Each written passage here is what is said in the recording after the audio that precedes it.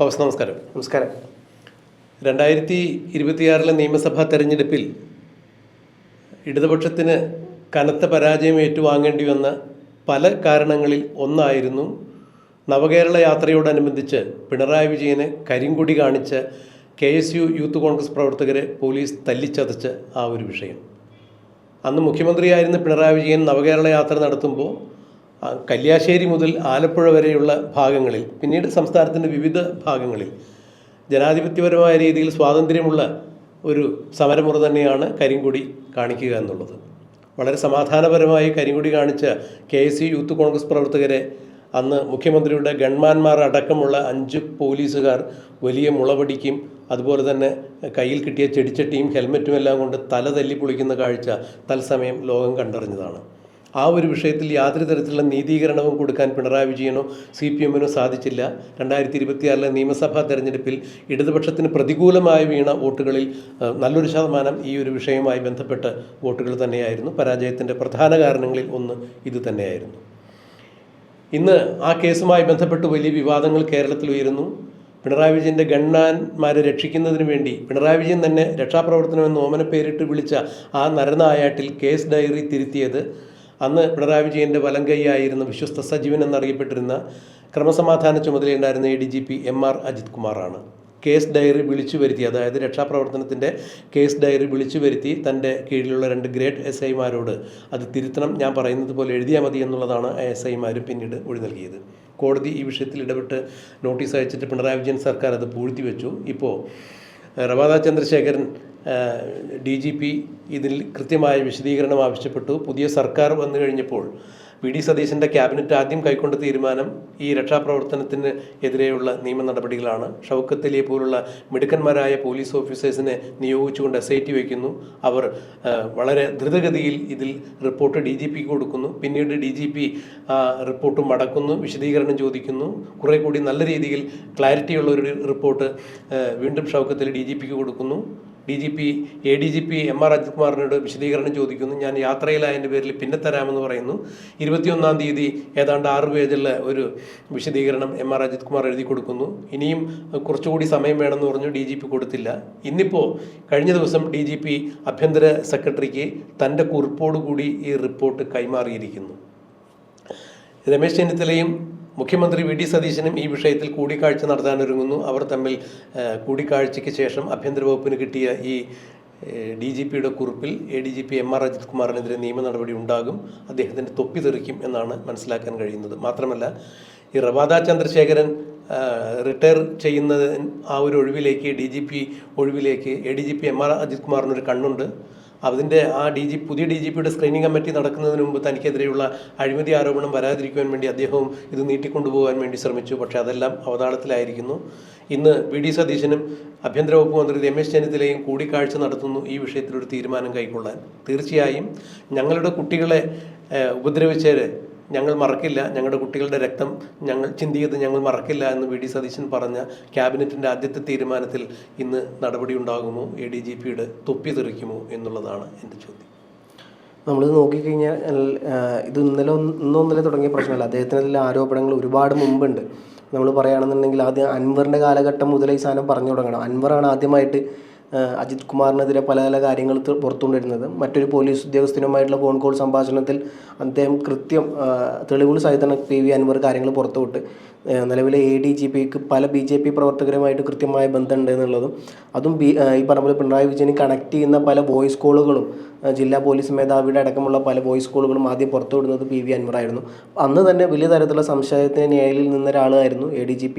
അപ്പം പിന്നീട് അതിന് കഴിഞ്ഞാൽ സാർ മനസ്സിലാക്കുന്നുണ്ടാകും, നമ്മുടെ തൃശ്ശൂർ പൂരം കലക്കൽ വിവാദമായി ബന്ധപ്പെട്ട് ഇലക്ഷന് കൃത്യം 2-3 ആഴ്ച മുമ്പെയാണ് അത് വലിയ തരത്തിലുള്ള വിവാദങ്ങളോട്ട് പോകുന്നു. അന്ന് അദ്ദേഹം പല BJP നേതാക്കന്മാരായിട്ട് കൂടിക്കാഴ്ച നടത്തിയതിൻ്റെ ഫോട്ടോ സഹിതം, അതും ഈ പറഞ്ഞ പോലെ RSSന്റെ ദേശീയ നേതാവായ ദത്താത്രേയ അദ്ദേഹത്തിൻ്റെ വീട്ടിൽ പോയി കാണുന്നു.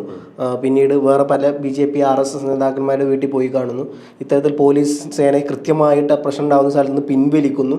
BJPക്ക് വേണ്ട എല്ലാ ഒത്താശകളും അവിടെ ചെയ്തു കൊടുക്കുന്നു. അങ്ങനെ കൃത്യമായിട്ട് ആ പൂരം കുളമാക്കി അവിടെ പൂരം കലക്കി കുളമാക്കി കയ്യിൽ കൊടുത്തു മാത്രമല്ല, അത് കൃത്യമായിട്ട് യൂട്ടിലൈസ് ചെയ്യാൻ വേണ്ടി BJPക്ക് സുരേഷ് ഗോപിക്ക് വേണ്ടി എല്ലാ കാര്യങ്ങളും ചെയ്തു കൊടുക്കുന്നു എന്നുള്ള സാധനം. അപ്പോൾ അദ്ദേഹം പോകുമ്പോൾ ഈ പറഞ്ഞ പോലെ അദ്ദേഹത്തിൻ്റെ ഔദ്യോഗിക കാറിലാണ് ഈ പറഞ്ഞ പോലെ പല BJP നേതാക്കന്മാരെ അദ്ദേഹം പോയി കാണുന്നതും ഇതിനുള്ള കാര്യങ്ങൾ ചെയ്തത്. അപ്പോൾ അന്ന് മുതൽ അദ്ദേഹത്തിന് ഇതിൽ ആരോപണങ്ങൾ കിടക്കുന്നുണ്ട്. അന്ന് ഈ പറഞ്ഞ പോലെ CPI രംഗത്ത് വരുന്നുണ്ട്. പക്ഷെ അപ്പോഴും മൗനം പാലിച്ചത് CPM-ഉം പിണറായി വിജയനും ആയിരുന്നു. CPI കാര്യത്തിൽ കൃത്യമായിട്ട് അവിടെ മത്സരിച്ച CPIയുടെ കാൻഡിഡേറ്റ് പരസ്യമായി രംഗത്ത് വരികയും അദ്ദേഹത്തിൻ്റെ നിലപാടുകൾ അന്വേഷിക്കണമെന്ന് പറയും. നമ്മളിതൊക്കെ പറയുമ്പം അന്ന് ഈ ഭരിക്കുന്നത് CPI-യും CPM-ഉം കൂടിയിട്ടുള്ള LDF മുന്നണിയാണ് ഭരിച്ചുകൊണ്ടിരിക്കുന്നത്.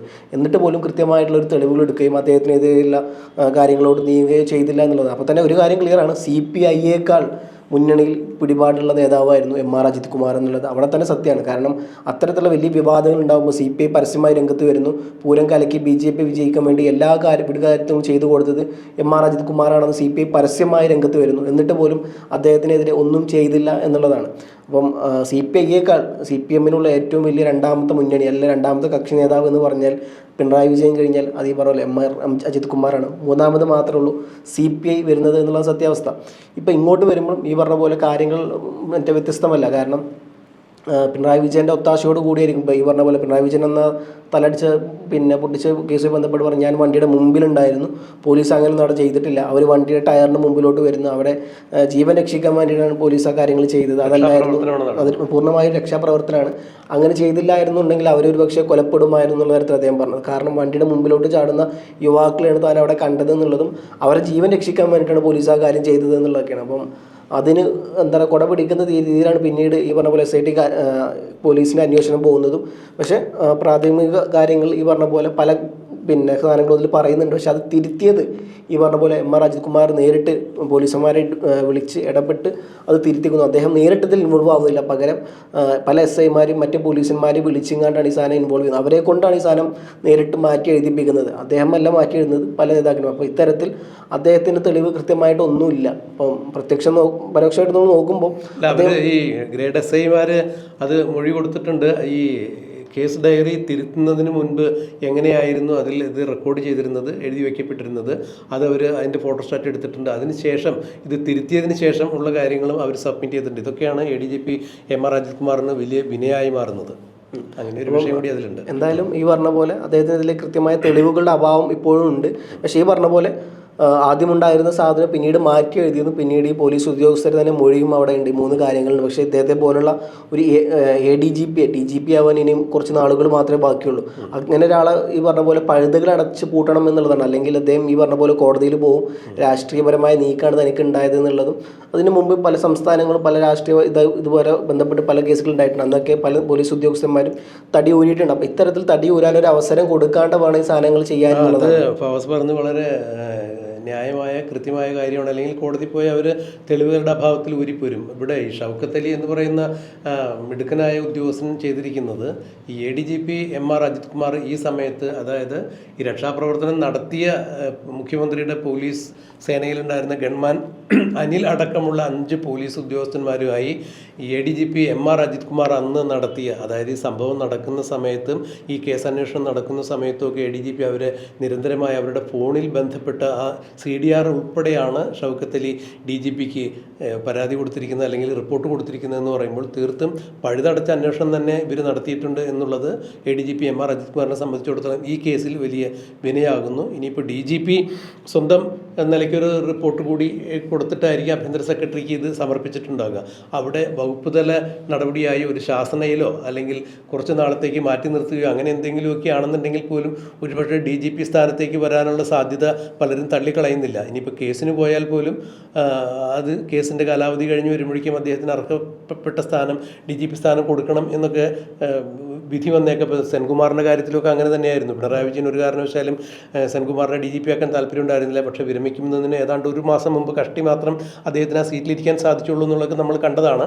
അപ്പോൾ അത്തരത്തിൽ പോലും ADGP MR അജിത് കുമാറിനൊരു സാധ്യത ഉണ്ടാകാതിരിക്കാൻ വേണ്ടി പഴുതടച്ച രീതിയിലുള്ള ചില നീക്കങ്ങൾ നടത്തുന്നുണ്ട്. ഇപ്പോൾ DGPയുടെ കുറിപ്പ് ഏത് രീതിയിലാണ് അതിൻ്റെ കൂടെ പോയിരിക്കുന്നത് എന്നുള്ളതെല്ലാം ഇനിയിപ്പോൾ ആഭ്യന്തര വകുപ്പ് സെക്രട്ടറി പഠിച്ചതിന് ശേഷം ആഭ്യന്തരമന്ത്രിക്ക് ഇതെങ്ങനെ സമർപ്പിക്കുന്നു, ആഭ്യന്തര വകുപ്പ് മന്ത്രിയും മുഖ്യമന്ത്രിയും തമ്മിൽ കൂടിയാലോചിക്കുമ്പോൾ യൂത്ത് കോൺഗ്രസ് പ്രവർത്തകരെയും KSU പ്രവർത്തകരെയും ഉപദ്രവിച്ച ആ ഒരു വൈകാരികമായ പ്രശ്നത്തിൻ്റെ അടിസ്ഥാനത്തിൽ നിയമപരമായ സാധ്യതകൾ നോക്കിയിട്ട് തന്നെയായിരിക്കും നടപടി സ്വീകരിക്കുക. അത് പറഞ്ഞു കേൾക്കുന്നിടത്തോളം ADGP അജിത് കുമാറിൻ്റെ കാര്യം കൂടുതൽ പരിങ്ങലിലാണ് എന്നുള്ളത് തന്നെയാണ്.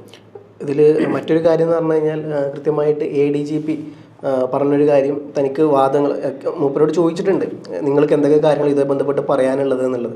അദ്ദേഹം പറഞ്ഞത്, എനിക്ക് ഇതുമായി ബന്ധപ്പെട്ട കാര്യങ്ങൾ പറയുകയാണെങ്കിൽ കുറച്ചുകൂടി സമയം നീട്ടി ആവശ്യപ്പെട്ടിട്ടുണ്ട്. കാരണം ഇതൊരുപാട് മുമ്പ് നടന്ന സാധനങ്ങൾ, കൃത്യമായിട്ട് ഈ സാധനം ഓർമ്മിച്ചെടുക്കാൻ പറ്റുന്നില്ല. അതുകൊണ്ട് ഒരുപാട് വർഷം മുമ്പിൽ നടന്ന സാധനങ്ങളായതുകൊണ്ട് അതിൻ്റെ രേഖകളും മറ്റു കാര്യങ്ങളും ഡേറ്റും ഇൻഫോർമേഷൻസ് ഒക്കെ കളക്ട് ചെയ്യാൻ കുറച്ച് ദിവസം മതിയാവില്ല, കുറച്ചധികം ദിവസം വേണമെന്ന് അദ്ദേഹം ആവശ്യപ്പെട്ടിട്ടുണ്ട്. അതുകൊണ്ട് അദ്ദേഹത്തിൻ്റെ സത്യവാങ്മൂലം അവിടെ നൽകിയിട്ടില്ല എന്നുള്ള പോസിബിലിറ്റി അവിടെ കിടക്കുന്നുണ്ട്. സ്വാഭാവികമായിട്ടും ഇനി ഗവൺമെൻറ് ഈ സാധനമായി ബന്ധപ്പെട്ട് മുമ്പോട്ട് നീങ്ങുമ്പോൾ കോടതി ആദ്യം പറയുന്നത് അദ്ദേഹത്തിൻ്റെ നിരീക്ഷണങ്ങൾ കേട്ടോ, അദ്ദേഹത്തിൻ്റെ ഭാഗത്ത് നിങ്ങൾ കേട്ടോ എന്നുള്ള സാധനം ചോദിക്കും. സ്വാഭാവികമായിട്ടും 6 ദിവസം എടുത്തൊരു സാധനം 6 പേജുള്ള സാധനം എഴുതി കൊടുത്തിട്ടുണ്ടെന്നുള്ളതാണ് നമുക്ക് കിട്ടിയൊരു വിവരം. അത് ചെറിയൊരു സാധനം എഴുതി കൊടുക്കും. പക്ഷെ അദ്ദേഹം പറഞ്ഞത് ഈ പറഞ്ഞ പോലെ ഒരുപാട് ഈ മുഖ്യമായ കാര്യങ്ങളൊന്നും അദ്ദേഹം അതിൽ പരാമർശിച്ചിട്ടില്ല എന്നാണ് പറയുന്നത്.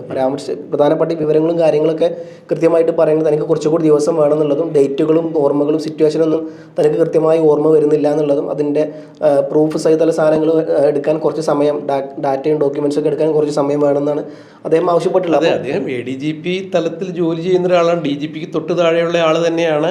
വർഷങ്ങളായി അദ്ദേഹം ഈ പല കേസുകളുമായി ബന്ധപ്പെട്ട് കേരളത്തിൽ സജീവമായിട്ട് നിലനിൽക്കുന്ന ഒരാളെന്ന രീതിയിൽ ഈ കേസുകളുടെയൊക്കെ ഗതിവിഗതികൾ എങ്ങനെയായിരിക്കും, ഏത് തരത്തിൽ ട്വിസ്റ്റ് ഉണ്ടാക്കാൻ സാധ്യതയുണ്ടെന്നൊക്കെ വളരെ വൃത്തിയായിട്ട് അറിയാവുന്ന ആൾ തന്നെയാണ്. മാത്രമല്ല ഈ വിഷയവുമായി ബന്ധപ്പെട്ട് അദ്ദേഹം ഇതിനോടകം തന്നെ നിയമോപദേശമെല്ലാം തേടിയിട്ടുണ്ടാവും.